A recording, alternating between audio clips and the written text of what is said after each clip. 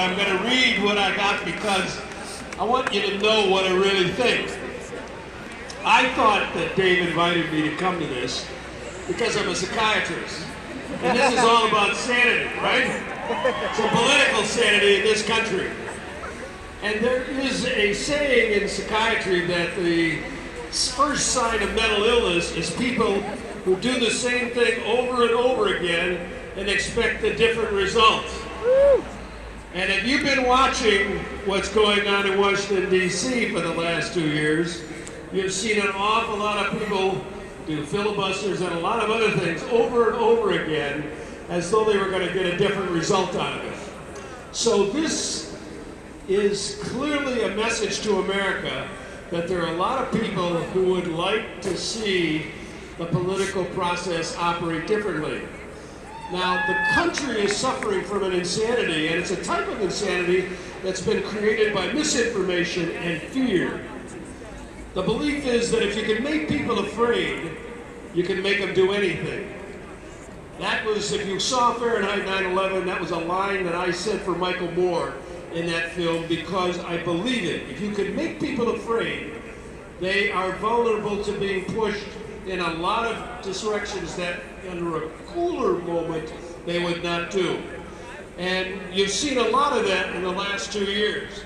Now we've got people warning that the government is preparing concentration camps, and people are comparing our leaders to Hitler. And I actually was only about 10 feet away when I saw people spit on John Lewis from Georgia, who crossed the bridge with Martin Luther King during the healthcare debate in Washington, D.C.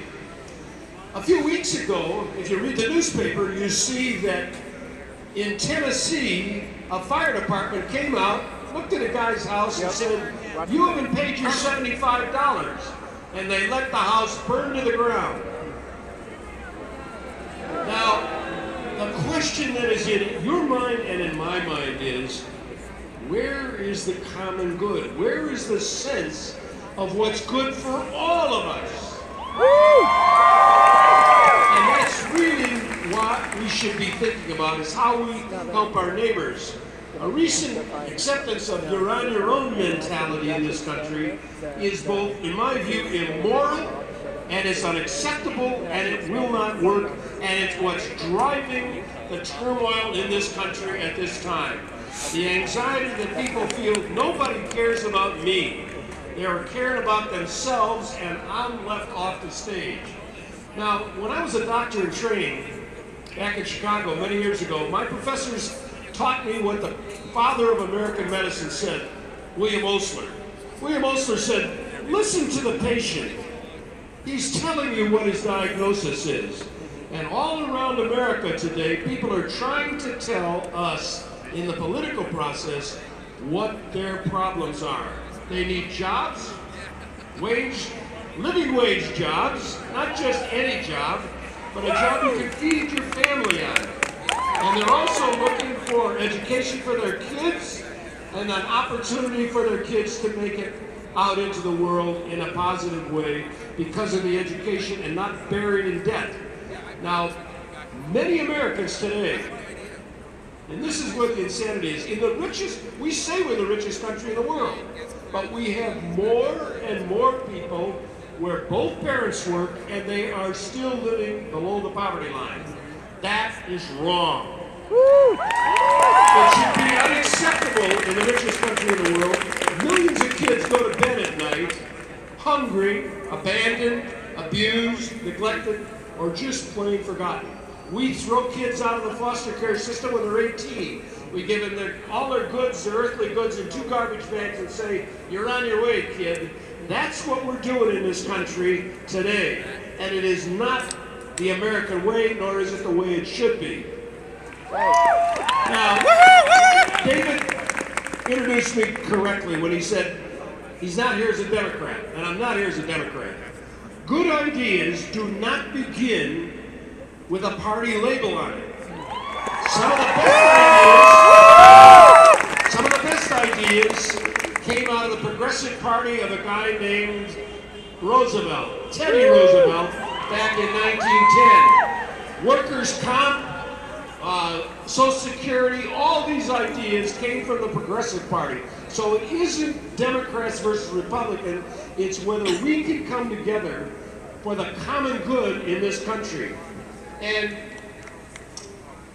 no one should be alone in a country as big as ours and as rich as ours and that has showed compassion in the past. We can start here and debate the ideas and the programs and deliver the common good. We can vow to cut poverty in half. There's no reason we can't do what they've done in other countries. And I know that this rally was partly meant to be humorous, and I haven't said a single funny thing since I've been up here. But the message is a very, very important one, and it is very serious because in a couple of days, we're going to have an election. Now, I'm not going to ask you to raise your hands as to whether or not you voted.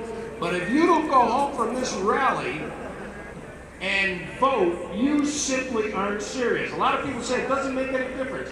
You have to participate. Everybody, I don't care if you're voting.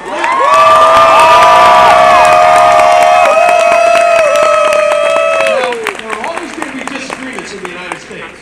There's no way it's going to be a nice, smooth Sunday school picnic. Let's go easy. Let's make it fun all the way. It's not going to happen that way. Diversity is what's made this country strong and great. It is diversity of ethnicity, it's diversity of who you love, it's diversity of where you live and where your family came from and how much it is what has made us strong because everybody has something to contribute to the problem solutions that got to come in this society. But when people yell so loud that you can't hear what's going on, we have stopped solving problems in this country. Ours is a democracy that was established by reasonable people who weren't afraid to listen to the opinions of others and who weren't afraid to compromise. There was plenty of debate when they wrote the Constitution and the Declaration of Independence about what our attitude was toward African Americans. And we made decisions then that were wrong, and it took us a long time, but we keep moving on the problems and we don't give up. We simply cannot deny diversity and say we don't want anybody else coming into this country. Because if we had done that, about 98% of you people wouldn't be here. Right. My people were drunken, sick, and impoverished Irish people who arrived here who didn't speak English, and they went to the Catholic Church, was the wrong church, and nobody wanted them to apply for a job. So we all came from that kind of a background, and we have to, as a country, come back together. Now we can do a better job, whoever you are, as a person, each one of you has a responsibility to sanely work together on behalf of this country. We needed this rally to remind us to take a step back, take a deep breath, and return our country to a sane and stable footing. But today can't be the end of it.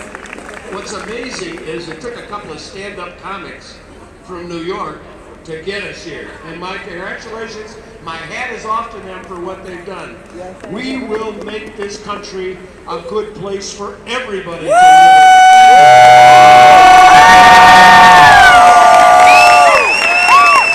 Let's hear it for our drunken ancestors, ladies and